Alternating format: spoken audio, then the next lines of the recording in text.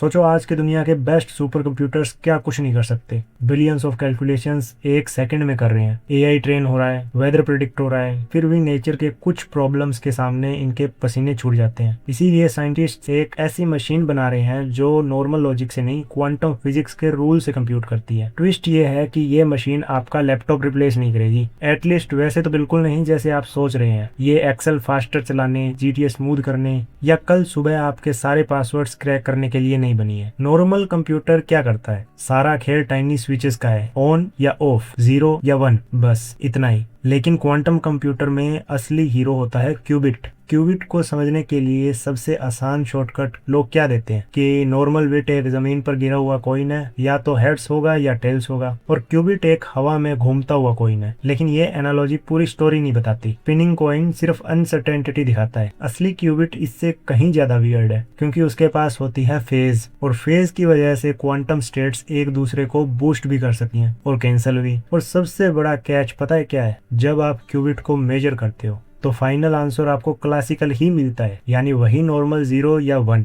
मतलब quantum computer screen पे कोई जादू या रेम्बो नहीं दिखाता, एंड में आंसर नॉर्मल फॉर्मेट में ही आता है। तो असली मैजिक 0 और 1 दोनों में नहीं, बल्कि मेजरमेंट से पहले आपने उस स्टेट को कैसे कंट्रोल किया उसमें है। अब इसकी अगली वियर्ड पावर है इंटेंगलमेंट। सिंपल लैंग्वेज में समझें तो दो क्यूबिट्स आपस में इतने लिंक हो सकते हैं कि उनको अलग अलग समझाना अधूरा हो जाता है। उनकी कहानी मैं और तुम की नहीं, बल्कि हम की हो जाती है। लेकिन ध्यान रखना है, ये कोई व्हाट्सएप फॉरवर्ड वाली टेलीपैथी नहीं है, और ना ही लाइट से तेज मैसेज भेजना है। बस इतना समझो कि इनका कनेक्शन क्लासिकल दुनिया के नॉर्मल इंट्यूशन से कहीं ज्यादा स्ट्रॉन्ग होता है। और अब आता है इसका असली सीक्रेट सॉस, इंटरफेरेंस। इंटरनेट पे लोग अक्सर बोलते हैं कि क्वांटम कंप्यूटर सारे आंसर्स एक साथ ट्राई कर लेता है। सुनने में काफी कैची है, पर टेक्निकली गलत है। सही लाइन ये है कि क्वांटम एल्गोरिदम सारी पॉसिबिलिटीज को इस तरह शेप कराता है कि गलत आंसर्स एक दूसरे को कैंसिल करने लगे और सही आंसर की प्रोबेबिलिटी बढ़ जाए। बिल्कुल आपके नॉइज कैंसिलिंग हेडफोन्स की तरह। एक वेव दूसरी वेव को मिटा देती है। क्वांटम एल्गोरिदम भी कुछ ऐसा ही करते हैं, बस मैथ के लेवल पर। अब सवाल आता है, अगर कॉन्सेप्ट इतना सॉलिड है तो सब लोग क्वांटम कंप्यूटर यूज क्यों नहीं कर रहे? क्योंकि क्यूबिट्स बहुत बड़े ड्रामा क्वीन होते हैं, बहुत ही ज्यादा सेंसिटिव। थोड़ा सा शोर, हल्की सी गर्मी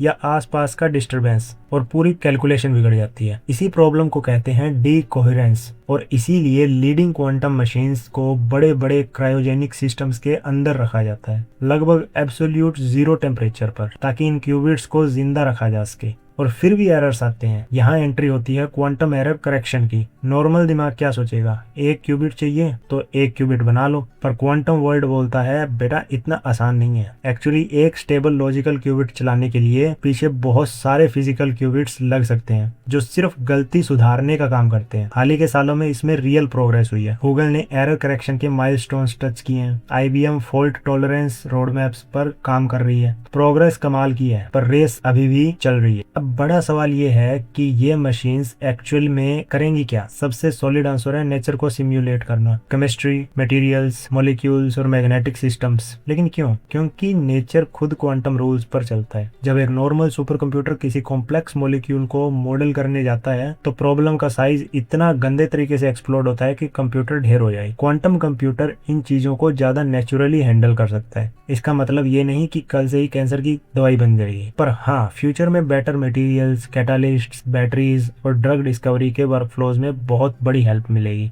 दूसरा बड़ा एरिया है क्रिप्टोग्राफी। आज के इंटरनेट का बहुत बड़ा हिस्सा पब्लिक की क्रिप्टोग्राफी पर टिका हुआ है। RSA और एलिप्टिक कर्व्स जैसी चीजें। एक बड़ा stable computer shores algorithm use करके इन सिस्टम्स को आराम से तोड़ सकता है। इसीलिए सिक्योरिटी एजेंसीज ने अभी से नए पोस्ट क्वांटम क्रिप्टोग्राफी स्टैंडर्ड्स निकाल दिए हैं और कंपनीज को माइग्रेट करने के लिए बोल रहे हैं। पर ध्यान से सुनिए, ये कोई कल सुबह आने वाली तबाही नहीं है। ये एक फ्यूचर रिस्क है जिसके लिए लोग आज से ही तैयारी कर रहे हैं। तीसरा एरिया जो सबको बड़ा अच्छा लगता है, optimisation. Traffic routes, supply chains, finance और शेड्यूलिंग।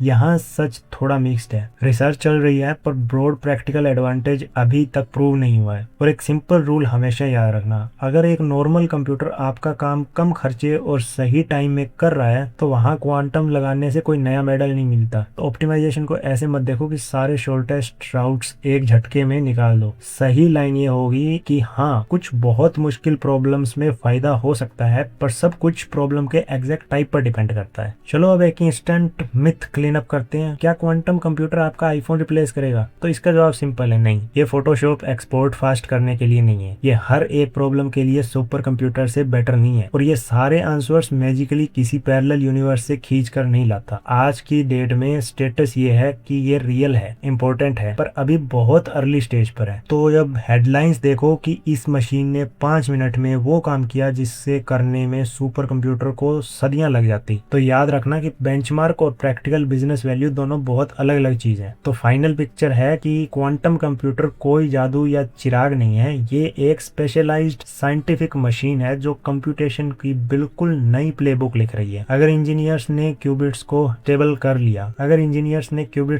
कर लिया और एरर्स को कंट्रोल कर लिया तो इम्पैक्ट बहुत बड़ा होगा। न्यू मटेरियल्स, बेटर केमिस्ट्री और स्ट्रॉन्गर सिक्योरिटी प्लानिंग। मतलब फ्यूचर का असली सवाल ये नहीं है कि क्वांटम कंप्यूटर मेरा लैपटॉप कब रिप्लेस करेगा। सवाल ये है कि कौन से प्रॉब्लम इतने हार्ड हैं कि उन्हें सॉल्व करने के लिए हमें रियलिटी के रूल्स को ही कंप्यूटर बनाना पड़े।